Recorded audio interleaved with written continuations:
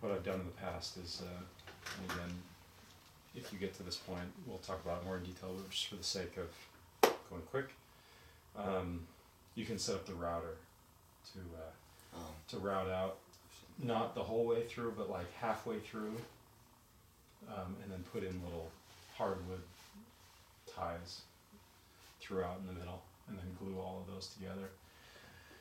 Then once everything is dry, run the whole thing through the planer, just enough. And by the way, when you run anything through the planer, you don't want to decide what your thickness is and then just run it through. Yeah, that's right. You want to. Could you grab the planer? It's over here. Oh, okay. Well, let's have a look real quick.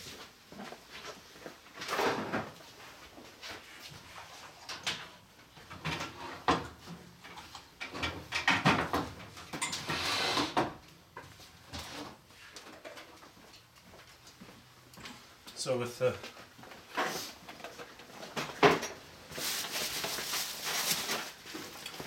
planer, every trap work that we do, we want to plane that bottom panel just to get it cleaned up. I don't know. I just think it looks really nice. Is that one? Did we do this one? The trap work down there? Yeah, it looks like it. Looks like it's been fun. So it's just, I don't know. It's just, I like it. There's no real reason. It just makes it brand new fresh wood, and since we are removing material, which I suppose weakens it a little bit, but I don't know. It looks good. So, so when you run it through, I find the thickness of the panel, and then just go down a little bit. So I'll go down about that much, run it through, and then what you'll see is it'll just take little spots here and there. Yeah, it'll just take the high spots down, and then I'll go down that much, run it through again, down that much, run it through again. Just very, very little incremental amounts, and it'll just take the high spots, and then pretty soon you'll get to the point where everything is clean and fresh. Unless the board's bowed too much, and pretty soon you're realizing you're just making it thin in the middle. Well, but it'll follow the curve.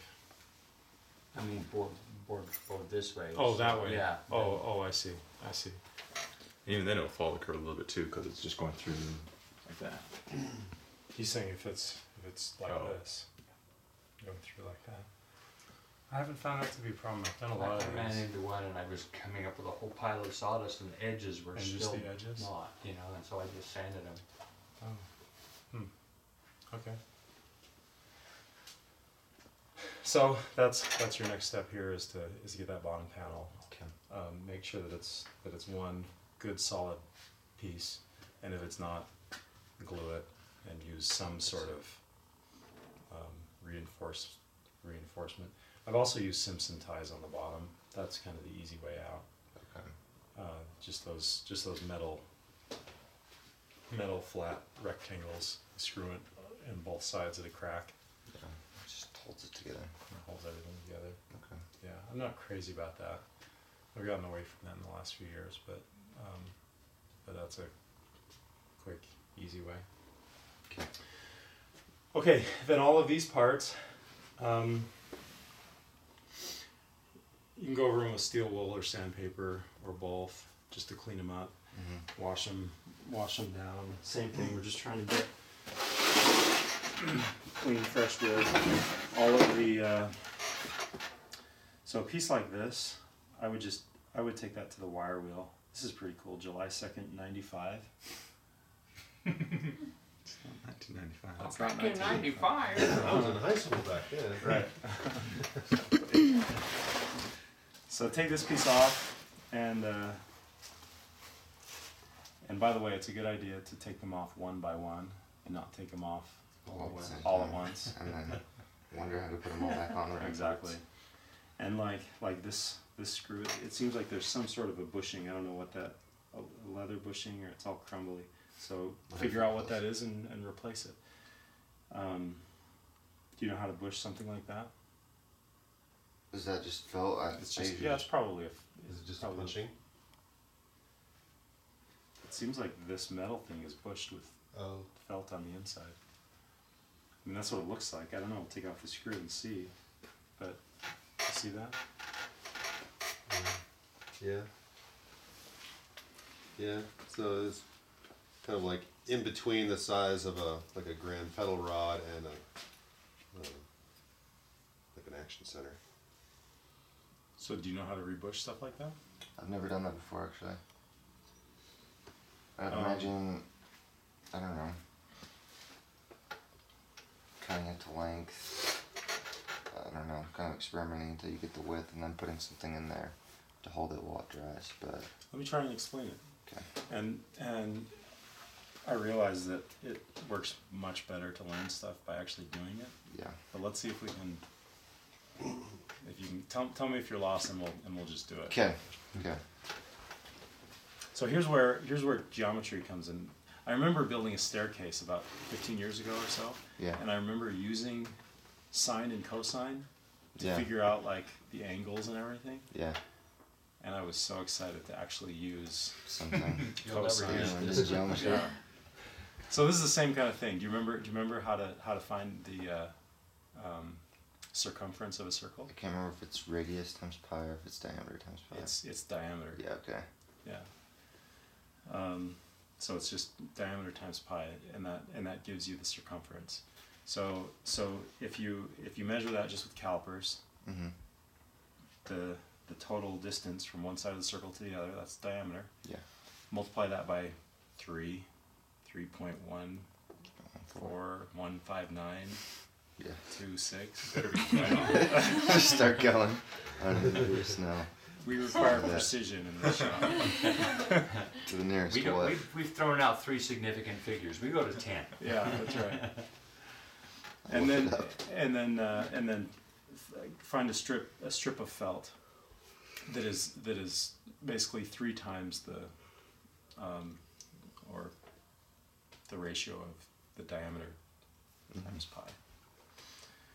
And then if you have a strip, that long or whatever, that's that thickness, the thickness of the circumference, and then on one end you cut a where it comes to a point. Okay. Just cut if you have the strip.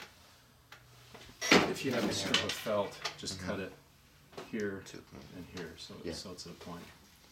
Okay. Then you've got that hole.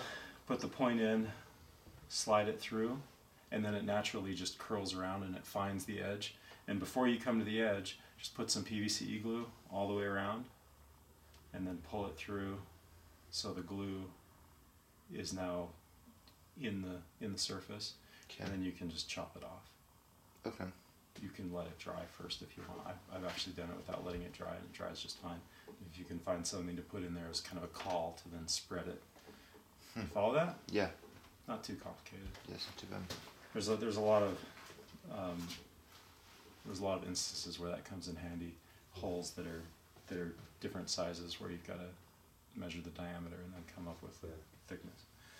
Okay, so all of this kind of stuff. Sand. I like to use the same screws. I would polish that head, just so it's part of the whole effect of just making it beautiful. Shiny. Making it beautiful, shiny. What you can actually do if you really want to get this shiny, screws super shiny, like factory chrome shiny, so you can put them in the drill press, screw them in the drill press, and then with the drill press running, hold sandpaper up to it, start it maybe 80 or 100 grit, and then little by little go down to 400 or 600 grit, and then take it to the buffing wheel, and that will be beautiful. If you took this right to the buffing wheel, it'd probably be fine. But Have you been having good luck with the tumbler? We've been using that lately. not lately. You could use a tumbler if you want. It does an okay job. What's the tumbler? It's the machine that they use for polishing brass cartridges. And it's got this granular material in there that acts as an abrasive, and then you just turn it on Vibrates. and it churns, and you leave it all night, and then you come back and your stuff is shiny. It does an okay job. Shinier, yeah. What I was hoping is that the tumbler would eliminate all handwork, and it does it. I mean, it does a much better job than obviously a corroded screw like that. Right. And maybe that would be a good thing to use for something like this, where Right, an where- odd-shaped piece of hardware. yeah, totally odd shaped. And on something like this, by the way, I would use the wire wheel. I wouldn't try and polish this. Yeah. Don't try and buff that. Just use the wire wheel, and that'll really give it. I mean, it gives it its own certain look. But maybe try the wire wheel on all this stuff. See what happens. Okay. Or the tumbler and all this stuff. Do it overnight though, because it's annoying, Okay. isn't it? Yeah, it just runs all day. There are louder sounds you make in the shop, Yeah, but it just kind of grates on your nerves. I see what you did there. Do you think they intentionally graphited this rod I to do. make it disappear? Is that why that's? Oh, not to disappear. I mean, that's back in the corner or something, I think to lubricate it. just to lubricate it? Yeah. Stuff like this, I would definitely polish that by hand Okay. on the buffing wheel because it's acting as a pivot point. So you want it super slippery. Okay. Springs like this, if you can find a replacement Replace with it. a new one, I would like to replace that. Just because, not that I can see anything wrong It's with quite a that. curve though, that's a, Yeah, you might not be able to find a new one that you can curve, that's that length that you can then curve. I don't know, I just worry about metal fatigue. Yeah. Makes sense. But you can use these same screws and buff those. Just recast a new one. But then again, like a piece of spring like that has Fortune. probably only been subjected to a few thousand repetitions. It could be. You know, it's a thermal. It's 120 years old. Yeah, I don't know. with 60 years of neglect, maybe. Yeah, probably. Stuff like this, you can see how the felt is just totally worn off. Do you see that inside there? Yeah. So it'll probably be a fairly thin piece of felt.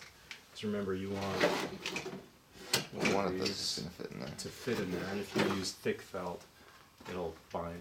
yeah, Okay. cloth. Yeah, you're right. It's cloth. Use cloth, not felt.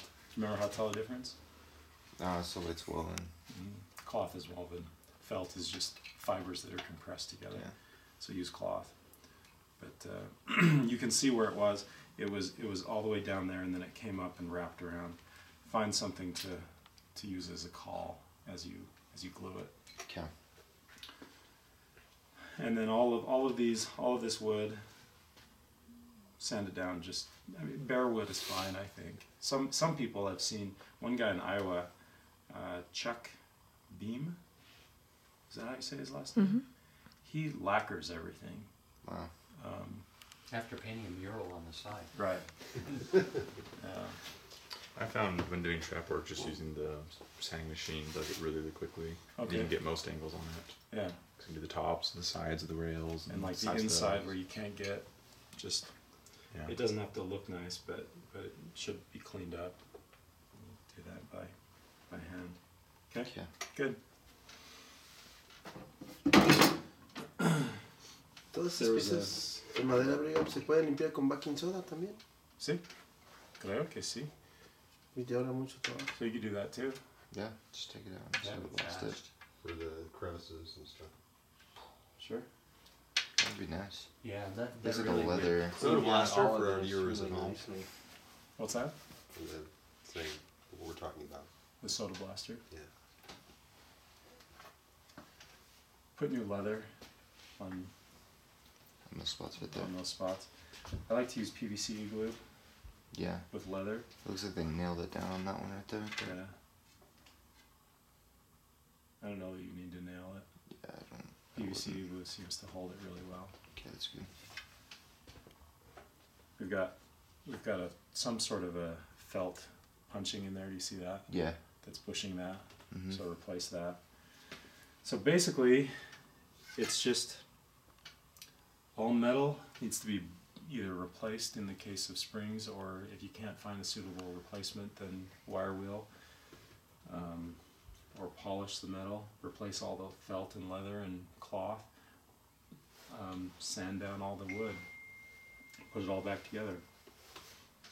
Okay. Lubricate things with Teflon powder, Okay. and that's Trapwork. We're probably well over half an hour by now. Yes. 7 o'clock. Okay. So there's piano talk for today. Maybe we'll talk about let's talk about some regulation. Let's